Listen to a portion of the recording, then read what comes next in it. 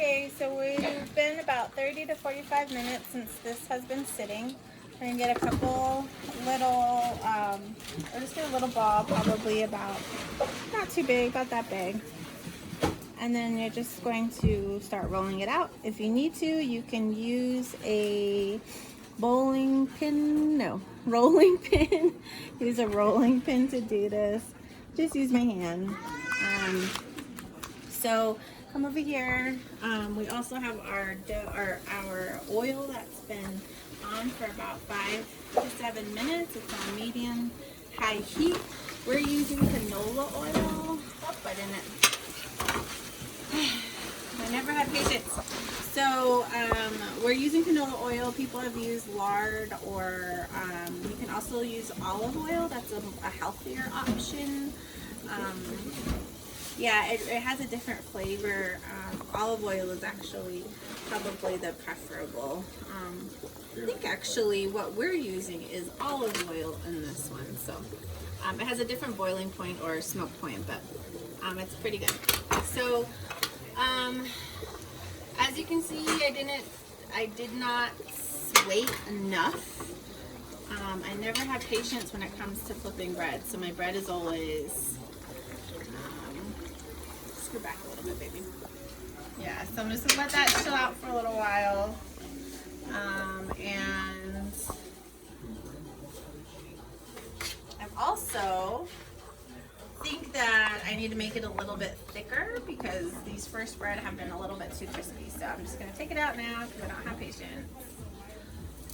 And put it to the side. Those will be my test bread. And then you're just going to lower it in. And make sure there's a hole in the top so that the oil can come through and it's not like a big old bubble. Because when that happens, it doesn't cook evenly. So with that, I'm gonna come back over here. You're gonna kind of do it all at the same time. Just get the ball started, dough ball. And I'm gonna try to make these a little bit thicker, so I'm not gonna make them too big. I think I made the other ones were good for tortillas, but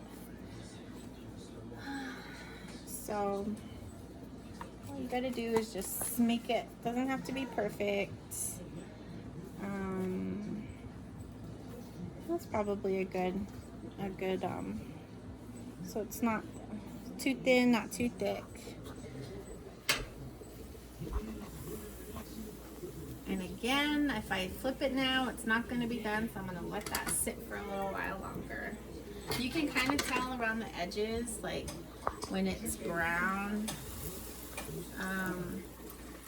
See, I did it. I flipped it too soon. Anywho, let that cook. And then on this side, we're cooking some beef stew. So I'm going to be very careful with the steam.